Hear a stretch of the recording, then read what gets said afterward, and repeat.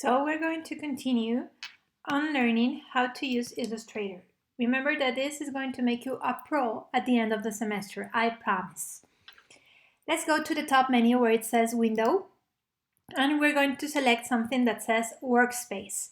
There are many options that you have right here, and depending on the one that you select, it's going to show you a different menu and tools. For example, I'm going to select the one that says Painting. When I select painting, take a look to the toolbar. You see less options, for example. You don't have like the ones that are for internet. Now let's see, let's go again to window, and instead of selecting painting, I'm going to select web. I'm going to have different ones, okay? What are we going to do? We're going to work right now. At the end, you're going to be able to select the one that you prefer. But right now, as we're learning, we're going to do it this way, okay? Let's go to Window, Workspace, and Essential Classic. Why? Because we're going to have all the tools available for doing a drawing, for doing an illustration, for making a logo, okay? The next step that we're going to do is go to the top menu and select View. Let's go to the bottom where it says Show Grid. This grid that you have right here, you're not going to be able to print it. This is going to help you as a guide for you to make an illustration, and as you're learning how to do straight lines, this is going to be really useful, trust me. I'm going to get closer. To get closer, you can press Command 0 if you have a Mac.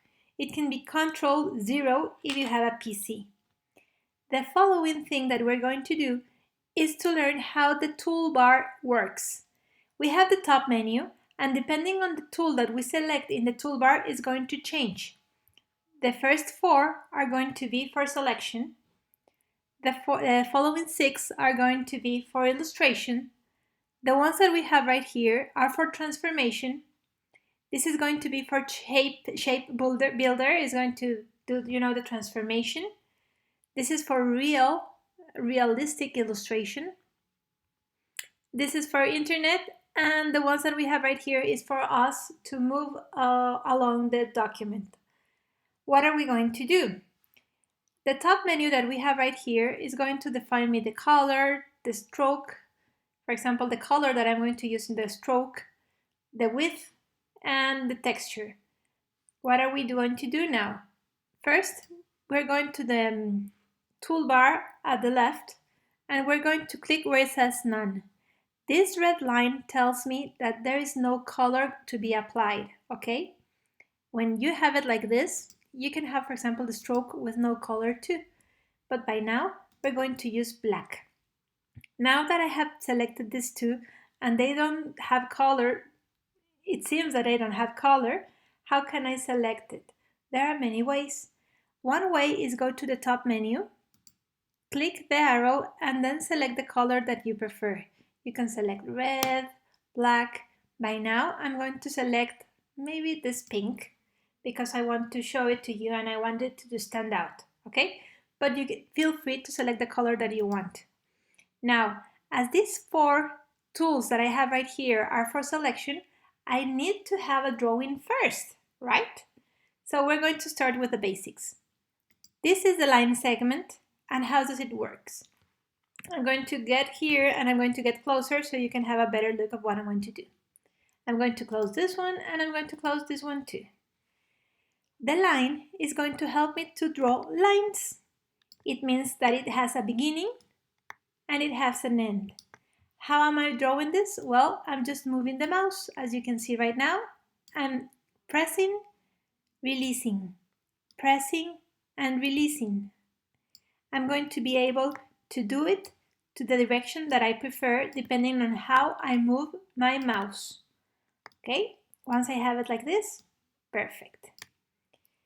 The next one, if you can take a look, there is like a white triangle at the corner. It means that you have extra tools. So the next one is going to be the arc. Arc tool is going to be the opposite of this one. It's going to give me this type of line, like a curve, okay?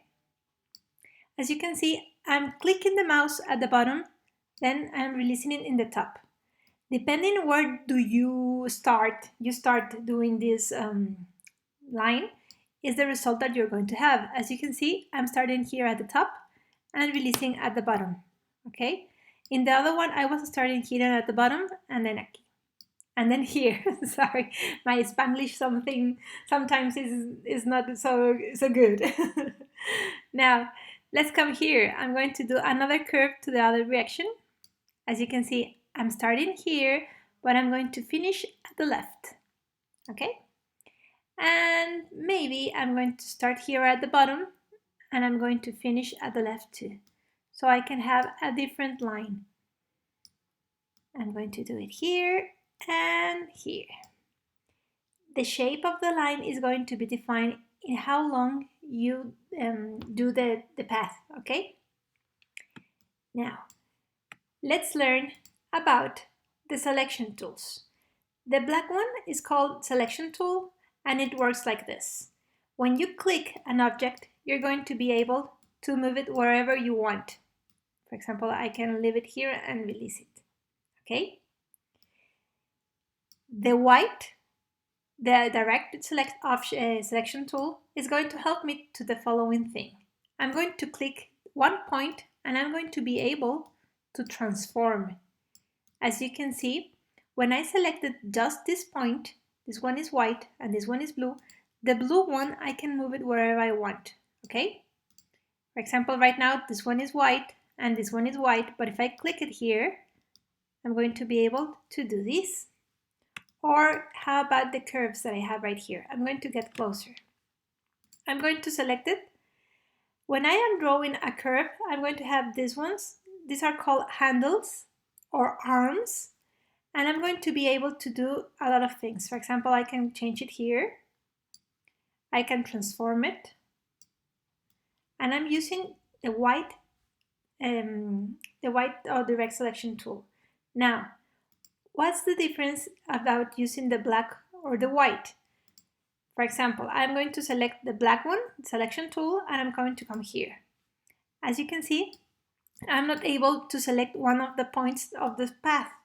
Now, when I have something like this, it means that I can change the shape, I can change and rotate, or I can transform the shape. How?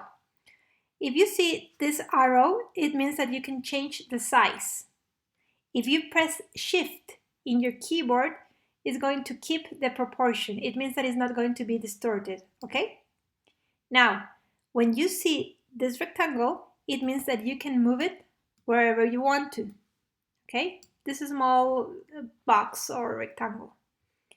Now, if you see the one that is curved, it means that you can rotate, oops, like this, okay?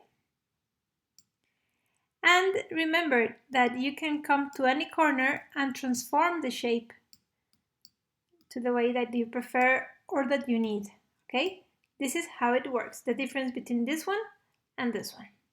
Now, I'm going to put all the entire page so you can take a look to what I have.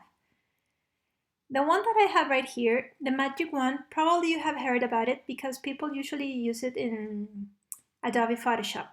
How does it work? It works this way. When you use the magic wand, it's going to select all the elements that have the same characteristics. In this case, it's going to select everything that is in this color and that has this stroke width, okay? And that is a line, okay? This is how it works. It's going to help you to select things and make it an easier work for you.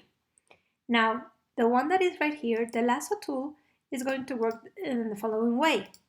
I'm going to select it, and probably I only want to use these three. So I can come all around it, and there you have it. They're going to be selected. Now, I'm going to get closer. As you can see, this one is in blue, this one is in blue. It means that I can continue and transform them, okay? Once they are in blue, is that they are open to transform. If I want to select more than one object, you are going to select and use the selection tool. The shortcut is V. You're going to press Shift or mayúsculas in your keyboard. And as you can see, you're going to have this box or this rectangle. It means that you're going to be able to transform. If I want to rotate it, you can make it smaller, or you can move it wherever you want. Let me select it again. And there you have it. So this is how they work. Now the line is really important because the line is going to help you to communicate and send a message. The line can be in different colors, as you already seen. Here you have some colors, and of course there are millions of colors, and we're going to learn it when we learn about the topic of colors, okay? As we are right now talking about lines, what else do we have? Let me transform this one again. If you don't like what you have done, you can press Command Z, Commando Z, and you can undo whatever you have done, okay?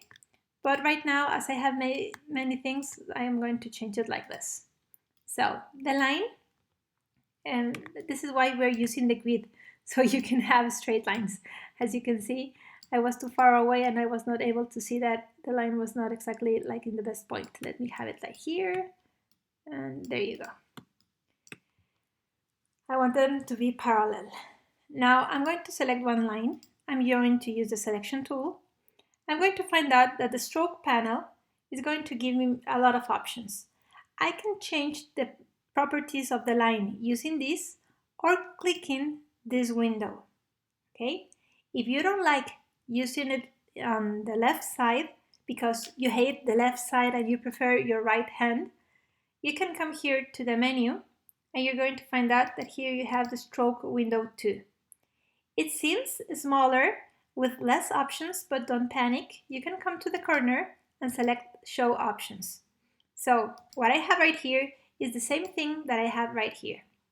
As you can see, Illustrator is going to give you different ways to access all the tools. The first one, weight, this one, is going to define how do you want your line. You can click and you can see how it's changing. And how about if you have a specific number? I don't know, 11.3. You have to press enter and it's going to change. Okay, now I'm going to open it right here. What else do we have? I'm going to change the weight of this one again so you can see the difference. Both of them are lines. They may seem like they are rectangles, but you know that they are lines. Now, cap is going to define how do you want the beginning and the ending of the line. By now, is that a rectangle, correct? You can see it here and here. If you change to the second option, you're going to add like this curve, okay? It's going to happen to thin or to thicker lines. And projecting cap is going to give you this extra. Remember that it used to be, let me put it like this, and when you select projecting cap, it grows, okay? Why? Because sometimes you're making an illustration and you want to join two lines together. Well, this is the way how you're going to do it. Dash line, the one that I have right here, is going to create a dash. How are you going to define it? Well, I'm going to click it here. I'm going to have the cap right here. It's really important to have the round cap or the butt cap because as you can see, it's going to appear. You can select it, for example, if you have round, it's going to be curved. Let me change the weight of the dash. I'm going to put it in 2 points. Let's see. 1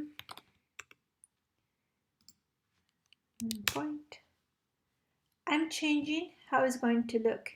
I'm going to make it thinner so you can have like a better idea of what I'm doing. So it's going to start 2 points and I'm going to have a gap. Gap is going to be the distance of 20, okay? And here you have it. Let's have another example using the butt cap dash line. I'm just going to press 12, but I'm going to erase the other details, okay? So I can have a dash line depending on how I define the dash and the gap. How I can make it with, I don't know, different sizes. Let me put here 5. You see that here is an extra. And here I'm going to write 40. Okay. You can have different results depending on how you manage this one. The line, the stroke, they have the opportunity to have extras like arrows, arrowheads. The one that we have right here is going to define the first point. The one that we have right here is going to define the second point. I'm going to have it like this. See? So you can play and have all the options that you have right here. If you're going to do, I don't know, something that you have to cut, you can use the scissors. Or if you want to point out something, here you have it. Depending on the weight of the stroke is the result that you're going to have. For example, I'm going to change the weight. As the weight is growing, the hand is growing. Okay? So you can apply this to the line segment. I'm going to do it here, even though it's a curve. I'm going to apply it here. And as you can see, I'm going to change it. Now, how about if you say, this is too big, I kind of not like it too much? Well, here at the bottom you have something that says scale. So you can reduce the size of it. So first you have to select it. And as you can see, you can transform the weight that you're going to have of the arrow. So this is the line and curve segment. We're going to learn in the following video how to use the pen tool. I hope you enjoy it and like it, and remember, if you practice, you're going to get better every day. See you! Bye!